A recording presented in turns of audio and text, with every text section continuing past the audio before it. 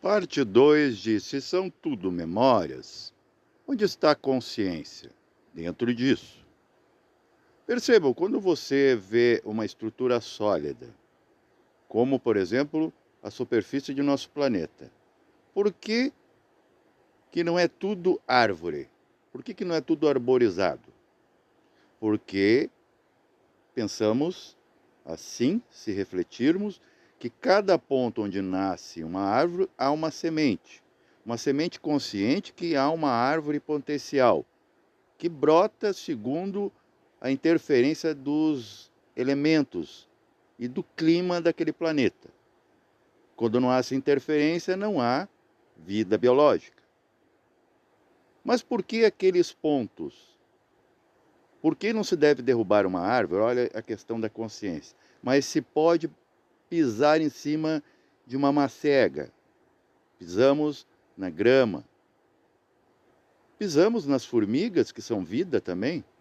O budista evita isso. Inclusive tem um templo, né, o Kandrolin, aqui no interior, na Serra Gaúcha, em que há placas. Não pise nas formigas porque elas estão tão vivas quanto você.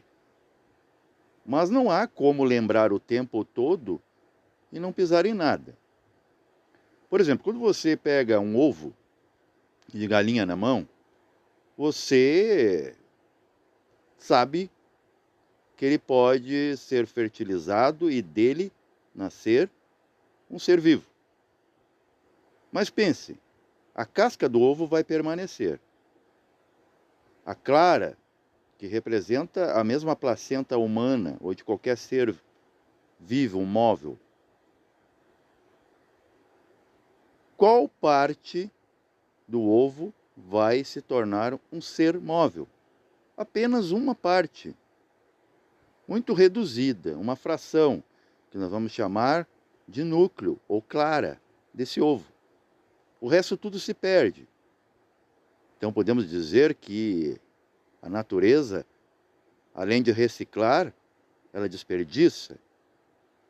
Então ela não tem memória do que pode ser feito com esse resíduo, com a parte residual que sobra e é descartada, mas é usada para outros fins na própria natureza.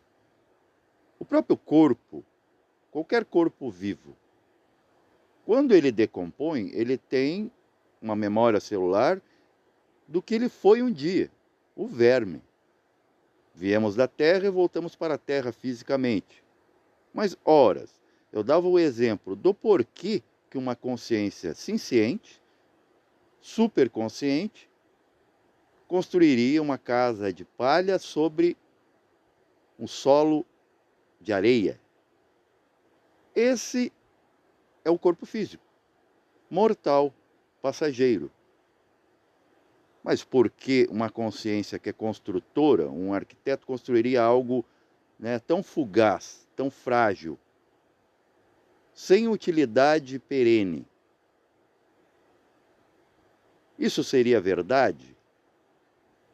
Acreditamos que a verdade precisa de uma mentirinha para ela descobrir no final que realmente ela não precisa de nada.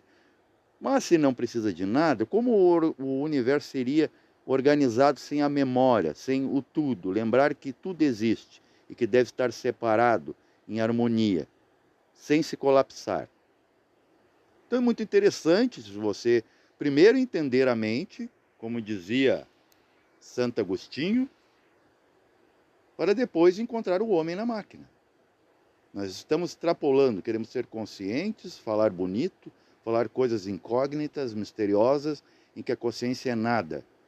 Mas nós estamos falando isso onde tudo está.